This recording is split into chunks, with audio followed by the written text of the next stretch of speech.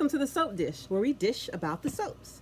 Today is Tuesday, April 22nd, and I'm talking about Beyond the Gates. So we start with Chelsea and Samantha. I know I say I'm annoyed all the time, y'all, and I do be annoyed, but I don't understand how Chelsea has all this free time. I'm also annoyed because this hair always gets in my face.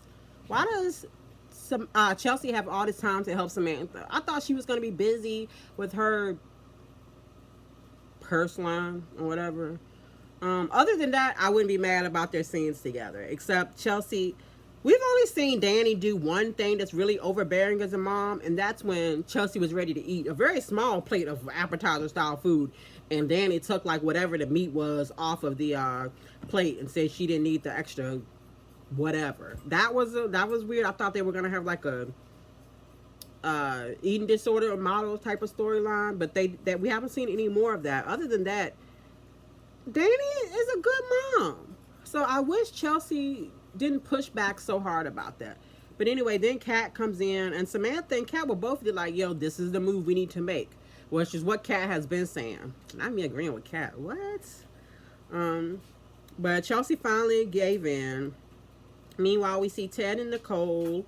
Yeah, if I was, taking notes on my phone, so I'm looking down a lot of times and then looking back up at the TV, right? So all I heard was something about pickleball, big boy. I was like, oh, that's Vanessa. And I looked up, it was Nicole. I was like, what? Let me find out. But I didn't enjoy it, but it was a surprise that it wasn't Vanessa. I thought it was Vanessa with Diego.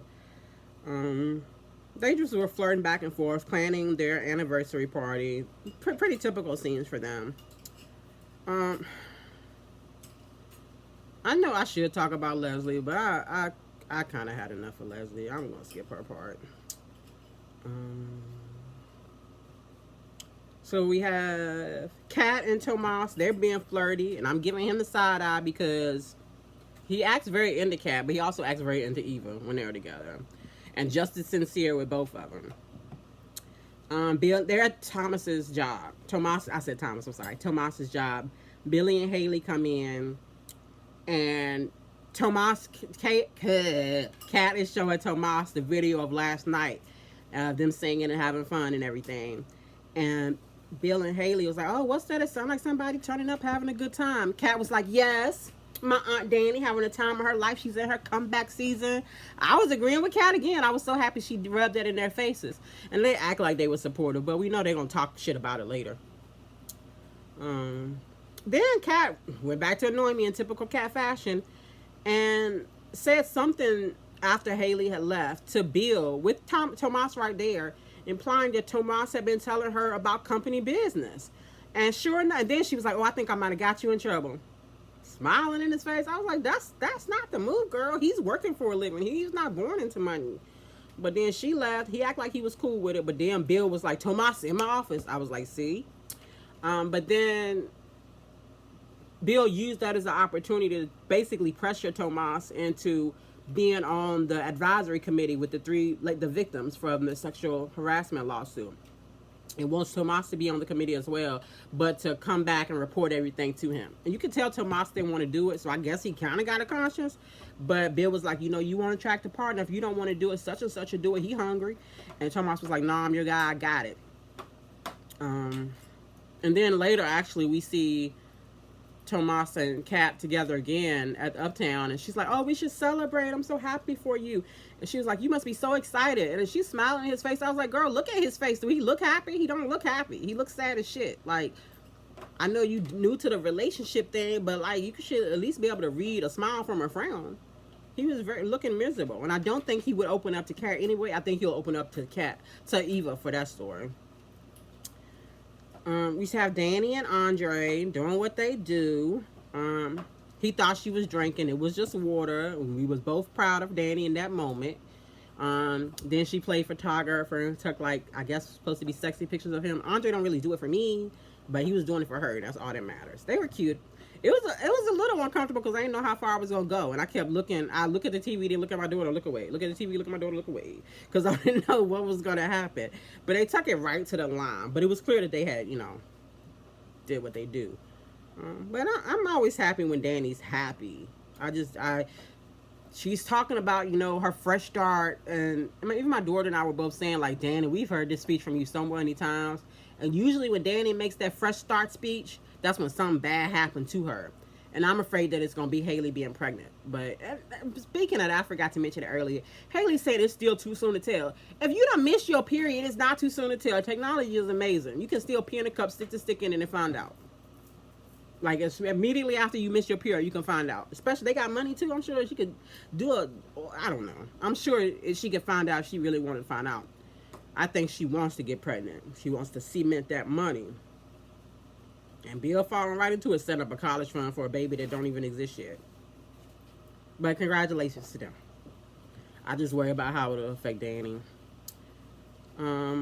Chelsea wants to come over. Andre's like, you want me to stay? You want me to go? She was like, oh, you ready to be public? He was like, if you want to, whatever. He was down with whatever, but she was like, no, it's too soon for that. So then Chelsea comes over, and Chelsea acts like she's doing Danny this big favor. And Danny was like, I'm sorry, but... And I don't think we saw the rest of the scene, but I think she just waited too late. Danny got other moves now. Not only she have other plans between the foundation her parents are setting up for her, but the modeling business, which I think they're gonna end up taking Samantha too, with Pamela.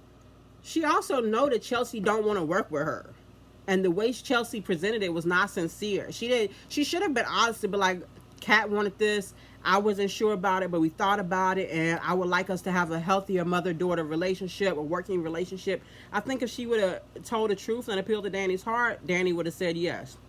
But Danny also like it when you work for her. So she might just want to make Chelsea not beg, but like work for it a little bit. And I'm not mad at her.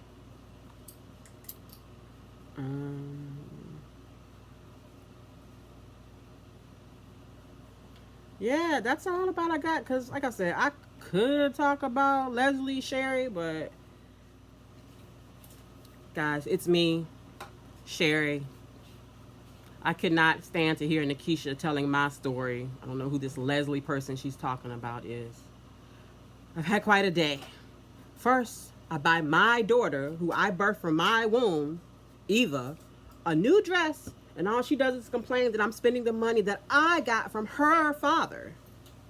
Then she gets this text message on her phone, and I knew something was up. I didn't trust her, so I sent her down to the garage, made up some lie to get her away from her phone, went through her phone, and she was lying. The text she told me was she was supposed to go meet a caterer. It was to meet Nicole at the club again. She always lies to me about that woman. Then I decided to show my face at the club, and she put hands on me. She was not even excited about my new job as a bartender. She acts like she is not as in on this revenge plan as I am. Like, we haven't planned this and plotted this her whole life. Like, I didn't run Laura off the... Like, Laura didn't get in an accident, and Laura didn't get an infection completely by happenstance so that she could keep her job. She's so ungrateful. She's so ungrateful. She put hands on me, physically tucked me out of the club. Luckily, I got to come back in and speak to Nicole. Guys, I'm so sorry. I don't know what that was all about. I don't know where Leslie Sherry came from.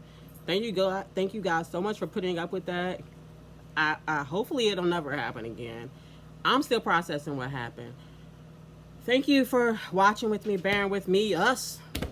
Live long and prosper.